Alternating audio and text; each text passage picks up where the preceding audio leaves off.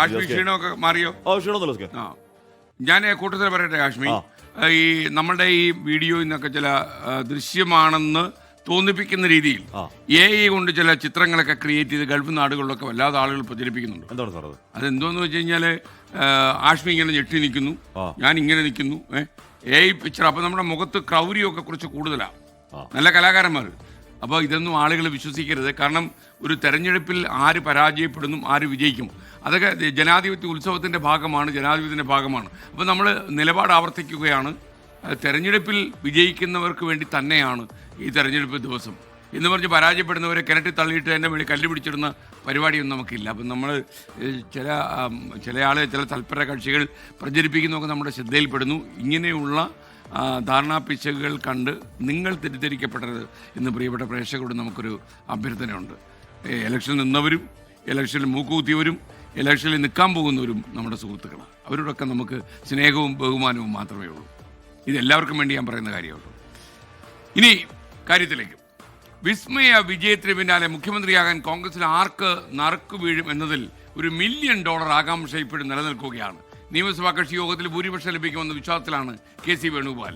ഘടകകക്ഷികളെ കൂടെ നിർത്തി VD സതീശന് ഭാഗവും അനുഭവ പരിചയം പറഞ്ഞ് രമേശ് ചെന്നിത്തലയെ അനുകൂലിക്കുന്നവരും മുഖ്യമന്ത്രി സ്ഥാനത്തിനായി ശ്രമം നടത്തുമെന്നാണ് അറിയുന്നത്. മുഖ്യമന്ത്രി കാര്യത്തിൽ തീരുമാനം ഉടൻ ഉണ്ടാകുമെന്ന് KC വേണുഗോപാൽ പറയുന്നു. VD സതീശനും പാർട്ടി പറയുന്ന പോലെ പ്രവർത്തിക്കുമെന്ന് പ്രതികരിച്ചിട്ടുണ്ട്. ആദ്യം നമുക്ക് ഇവരുടെ പ്രതികരണങ്ങളൊന്ന് കാണാം. പാർട്ടി നേതൃത്വം കൂടിയാലോചന നടത്തി, ഹൈക്കമാൻഡ് കൂടിയാലോചന നടത്തി മറ്റു അനന്തര നടപടിയിലേക്ക് കടക്കും. അധികം വൈകാതെ തന്നെ കടക്കും. അത്തരം കാര്യങ്ങളിൽ ഇതിനകത്ത് വ്യവസ്ഥാപിതമായ മാർഗ്ഗങ്ങളുണ്ട് പിന്നെ മുഖ്യമന്ത്രിയെ തീരുമാനിക്കാൻ. അല്ലാതെ മറ്റേതെങ്കിലും പ്രചരണത്തിൻ്റെ രീതിയിൽ ബോർഡ് വെക്കുന്നുണ്ടോ, ബാനർ വെക്കുന്നുണ്ടോ, അത് എൻ്റെ ആയാലും ആരുടെ ആയാലും വെക്കുന്നുണ്ടോ, മുഖ്യമന്ത്രി തീരുമാനത്തിൽ അതൊരു ഘടകമേ അല്ല. അതെല്ലാം അത്തരം പ്രൊസീജിയേഴ്സിനെ ഡിസ്റ്റർബ് ചെയ്യാനുള്ള പരിശ്രമമായിട്ട് കാണാൻ പറ്റും. അതെല്ലാം പാർട്ടി തീരുമാനിക്കേണ്ട കാര്യങ്ങളാണ്. നമുക്കൊരു ദേശീയ പാർട്ടിയാണ്, കോൺഗ്രസിനൊരു പ്രൊസീജിയർ ഉണ്ട്. ആ പ്രൊസീജിയർ ഇപ്പോൾ അടുത്ത ദിവസം സ്റ്റാർട്ട് ചെയ്യും. അത് കംപ്ലീറ്റ് ചെയ്യുമ്പോൾ അവർ തീരുമാനിക്കും. പാർട്ടി തീരുമാനിക്കട്ടെ. നമുക്കതിൻ്റെ അകത്ത് അഭിപ്രായ പ്രകടനങ്ങൾ നടത്താനോ അവകാശവാദങ്ങൾ നടത്താനോ ഒന്നിനും ഞാനില്ല. ഞാൻ ഒരു കാര്യത്തിനുമില്ല, ഒരു അവകാശവാദത്തിനുമില്ല, ഒരു അഭിപ്രായ പ്രകടനത്തിനുമില്ല. അത് പാർട്ടി ചെയ്യേണ്ട ജോലിയാണ്, അത് പാർട്ടി ചെയ്യട്ടെ. എൻ്റെ ജോലി, എന്നെ ഏൽപ്പിച്ച ജോലി ഞാൻ നന്നായി പൂർത്തിയാക്കിയിട്ടുണ്ടെന്നുള്ള ആത്മവിശ്വാസവും അഭിമാനവും എനിക്കുണ്ട്. ശരിയുടെ അഭിപ്രായം ഈ കാര്യത്തിൽ ഏകദേശം ഇത് തന്നെയാണ്. ഹൈക്കമാൻഡ് തീരുമാനമെടുക്കട്ടെ എന്ന് തന്നെയാണ്. എന്തായാലും ഒരിക്കൽ കൂടി സ്വാഗതം. ദ ഗ്രാൻഡ് ഇലക്ഷൻ ഡിബേറ്റ് സംവാദത്തിലേക്ക് കടക്കുകയാണ്. ആഷ്മി താജ് ഇബ്രാഹിം, എന്തായാലും ഇനിയിപ്പോൾ ഒരു സസ്പെൻസ് കൂടിയേ ഉള്ളൂ. അതുകൊണ്ട് കഴിഞ്ഞാൽ ഈ വർഷത്തെ ഈ തെരഞ്ഞെടുപ്പ് മാമാങ്കം, ഈ 5 കൊല്ലത്തിനുള്ള മാമാങ്കം ഏതാണ്ട് അവസാനിച്ചു എന്ന് വേണമെങ്കിൽ പറയാം. പിന്നെ എന്തെങ്കിലും പൊട്ടലും ചീറ്റലും ഉണ്ടെങ്കിൽ അതപ്പോൾ നമുക്ക് ചർച്ച ചെയ്യാം. എന്താണ് ആഷ്മിയുടെ അഭിപ്രായം ഈ കാര്യത്തിൽ?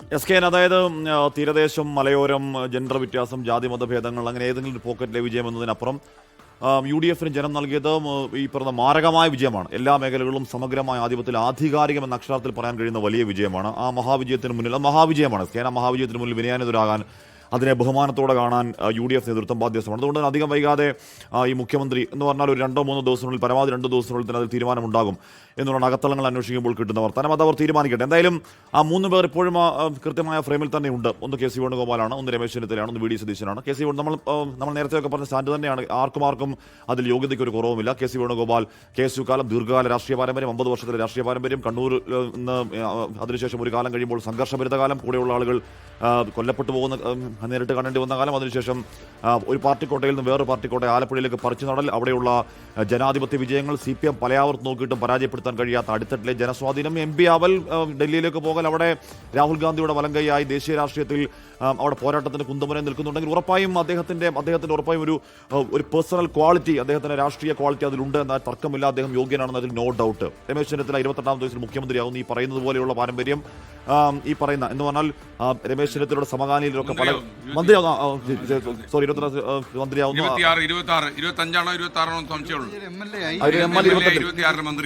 മന്ത്രി എന്ന് പറഞ്ഞാൽ അദ്ദേഹത്തിന്റെ സമകാലീന പല ഘട്ടത്തിൽ പല സംസ്ഥാന മുഖ്യമന്ത്രിയാവുന്ന കാഴ്ച കണ്ടു. ഒരു ഘട്ടത്തിൽ ഈ പറയുന്നത് പോലെ രാജീവ് ഗാന്ധി മന്ത്രിസഭയിലേക്ക് സത്യപ്രതിജ്ഞയ്ക്ക് ഏതാണ്ട് അടുത്തുവരെ എത്തി, അപ്പോഴും ആ സ്ഥാനം നിഷേധിക്കപ്പെട്ടു. കമാന്ന് വേണ്ടിയിട്ടില്ല, കലാപക്കൊടി ഉയർത്തിയിട്ടില്ല, ഹൈക്കമാൻഡിനൊപ്പം എക്കാലം ലോയലായി നിന്നു കേരളത്തിന്റെ പ്രതിപക്ഷ നേതാവ്.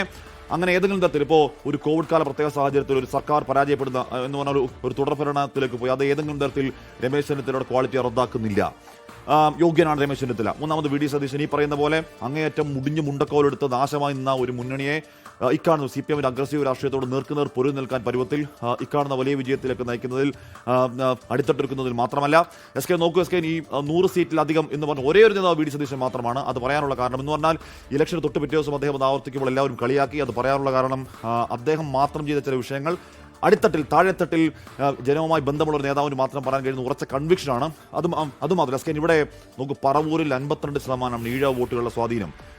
അവിടെ തോറ്റുപോയേക്കാമെന്ന് പേഴ്സണൽ റിസ്ക് എടുത്ത് വെള്ളാപ്പള്ളിയോട് ശ്രീനാരായണ ഗുരുവിന്റെ കസേരയിരുന്നുകൊണ്ട് താങ്കൾ പറയാൻ പാടില്ലാത്ത വർഗീയത താങ്കൾ പറയുന്നു വെള്ളാപ്പള്ളി എന്ന് ധൈര്യത്തോടെ ഒരു യുദ്ധം പ്രഖ്യാപിക്കണമെങ്കിൽ ചില്ലറ ധൈര്യം പോലെ നിലപാടിന്റെ ധൈര്യമാണ്. അതുകൊണ്ട് വി ഡി സതീശൻ അക്കാര്യത്തിൽ പൂർണ്ണമായി യോഗ്യനാണ്. 3 പേരും യോഗ്യനാണ്. ഹൈക്കമാൻഡ് തീരുമാനിക്കട്ടെ. എന്തായാലും ഈ പറയുന്ന പോലെ അധികം വൈകാതെ ഇനിയിപ്പോൾ അതിനുമേൽ തർക്കം ഉണ്ടാവുകയാണെങ്കിൽ ആ തർക്കം ഒരൊറ്റ മാസം കൊണ്ടൊക്കെ പരിഹരിച്ച് കാര്യങ്ങളെ സ്മൂത്തായി കൊണ്ടുപോകേണ്ടത് ഞാൻ നേരത്തെ പറഞ്ഞതുപോലെ ജനം നൽകിയ മഹത്തായ ആ വിജയത്തോട് അവർ കാണിക്കേണ്ട ബഹുമാനമാണ്, മര്യാദയാണ്.